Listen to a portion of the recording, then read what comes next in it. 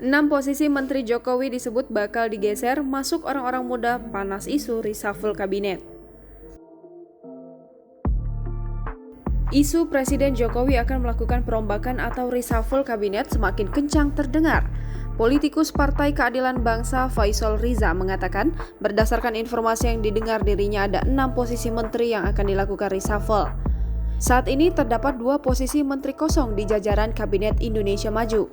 Kekosongan 2 menteri tersebut karena Menteri Kelautan dan Perikanan sebelumnya, Edi Prabowo, ditetapkan tersangka kasus dugaan suap izin ekspor benih lobster. Kemudian, Menteri Sosial Juliari P. Batubara ditetapkan tersangka kasus dugaan suap bansos COVID-19 untuk wilayah Jabodetabek. Desas-desus makin menguat. Dalam beberapa pekan terakhir, desas-desus akan adanya perombakan Kabinet Indonesia Maju semakin menguat. Salah satunya karena kekosongan 2 kursi menteri. Bahkan, isu perombakan kabinet kian menguat karena pada pekan ini terdapat Hari Rabu Pon, 23 Desember 2020, yang merupakan weton atau hari lahir Presiden Joko Widodo. Dalam kepercayaan masyarakat Jawa, weton memang merupakan hari istimewa yang bisa menjadi dasar untuk menentukan hari baik, hari keberuntungan, bahkan hari sial seseorang. Presiden Joko Widodo melakukan pertemuan 4 mata dengan Wakil Presiden Ma'ruf Amin. Pertemuan itu dibenarkan oleh juru bicara Wapres, Mas Duki Baidlawi.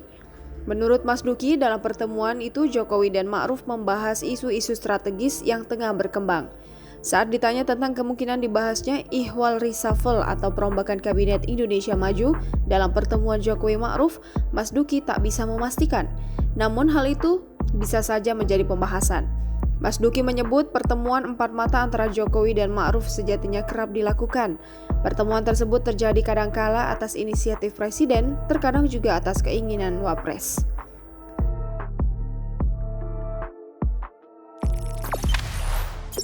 Jangan lupa subscribe, share, komen, dan like ya!